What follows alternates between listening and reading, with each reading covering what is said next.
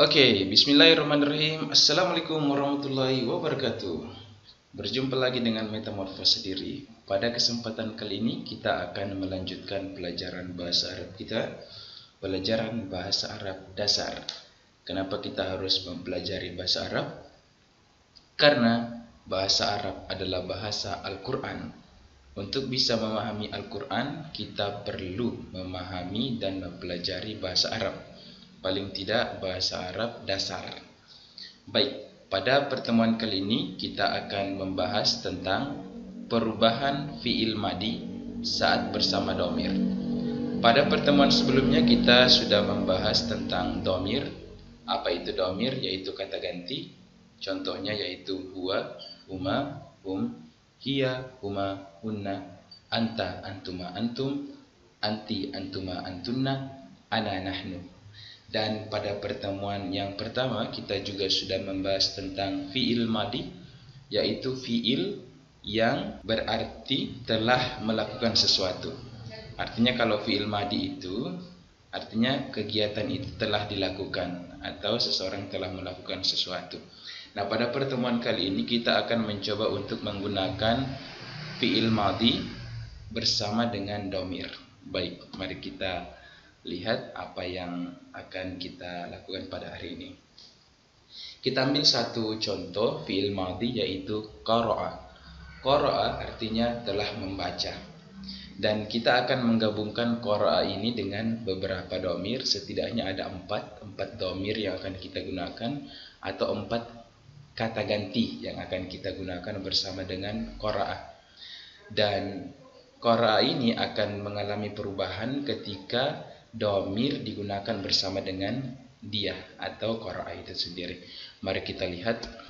Yang pertama kita lihat saya telah membaca. Saya telah membaca ini, saya itu kan ana. Ana itu saya dalam bahasa Arab. Kalau saya telah membaca, bahasa Arabnya adalah ana qara'tu.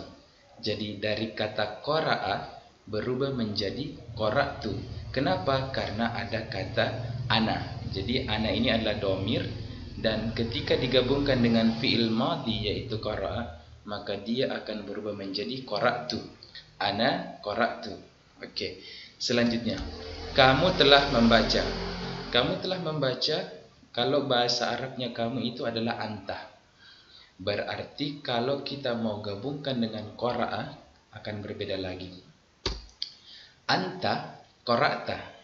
Jadi anta qara'ta ini artinya engkau telah membaca, atau kamu telah membaca, atau Anda telah membaca, atau you have read. Oke, dalam bahasa Inggris. Selanjutnya, dia telah membaca. Dia dalam artian dia laki-laki, satu orang laki-laki. Kita lihat apa bahasa Arabnya.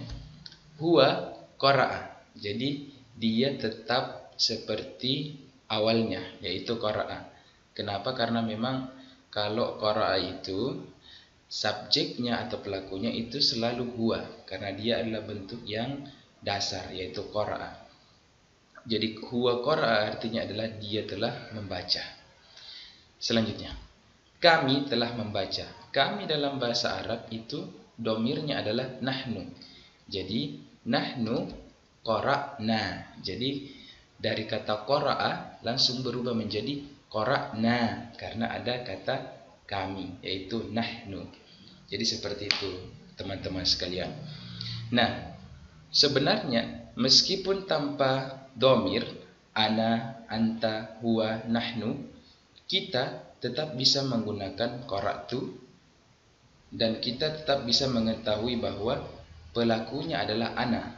Kenapa? Karena ada cirinya, yaitu berakhiran huruf tu. Oke. Begitu juga dengan anta. Meskipun anta tidak ada atau tidak digunakan, qara'ta, kita tetap bisa mengetahui bahwa artinya adalah kamu telah membaca. Begitu pula dengan huwa. Meskipun huwa ini dihapuskan, maka qara'a tetap artinya adalah dia telah membaca.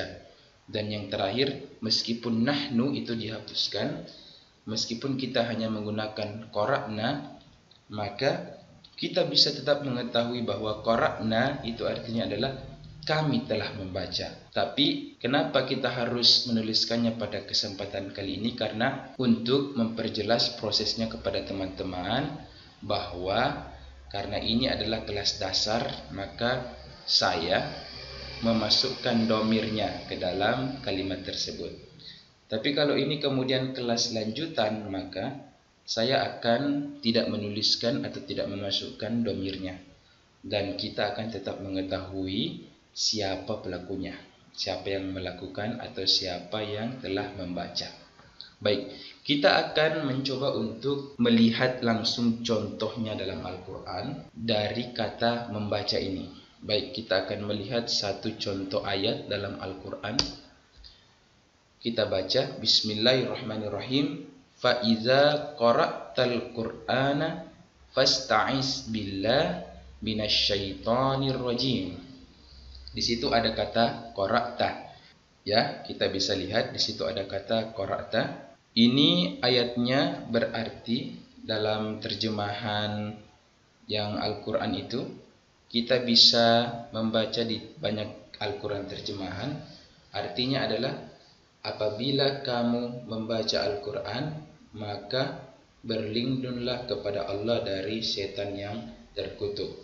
Nah, mari kita terjemahkan berdasarkan ilmu bahasa Arab yang kita miliki sekarang. Maka apabila, fa'iza, maka apabila, fa itu maka, iza itu apabila, qara'tal Qur'an, titik-titik Al-Quran, fasta'iz, maka berlindunglah, billah kepada Allah. Mina itu artinya dari asyaitonir rajim, setan yang terkutuk. Ya, jadi kira-kira apa arti dari qara'ta? Kita bisa lihat dengan jelas di contoh kalimat yang kedua, anta qara'ta. Jadi qara'ta itu artinya adalah kamu telah membaca.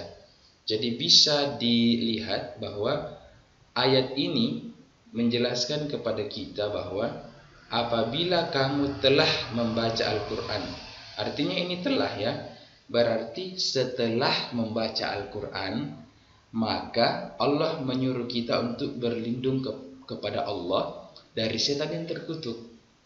Jadi setelah kita membaca Al-Quran, karena ini adalah fi'il madhi. Fi'il madhi itu artinya adalah telah terjadi. Artinya setelah kita membaca Al-Quran, maka pada saat itu kita minta perlindungan kepada Allah dari setan yang terkutuk. Baik, teman-teman sekalian, pada kesempatan kali ini itu saja yang akan kita pelajari.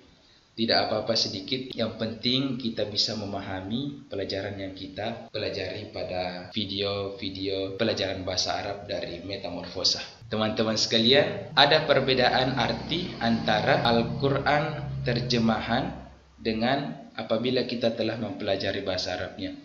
Jadi sangat penting ketika kita telah mempelajari bahasa Arab. Kalau di dalam Quran terjemahan tidak jelas tidak jelas terjemahannya. Dia cuma katakan, maka apabila kamu membaca, dia tidak memperjelas apakah kamu ingin membaca, mulai membaca, atau sedang membaca, atau kamu telah membaca. Al-Quran terjemahan tidak memiliki arti yang lengkap sedemikian. Tapi ketika kita telah mempelajari fi'il madhi, yaitu fi'il atau kata kerja yang telah terjadi, maka kita langsung bisa memahami bahwa qara'ta dalam ayat ini artinya adalah kamu telah membaca.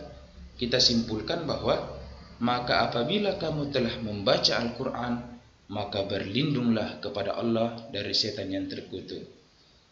Demikian pelajaran kita pada hari ini. Sampai berjumpa di materi berikutnya, insyaallah. Wabillahi taufiq wal hidayah. Wassalamualaikum warahmatullahi wabarakatuh.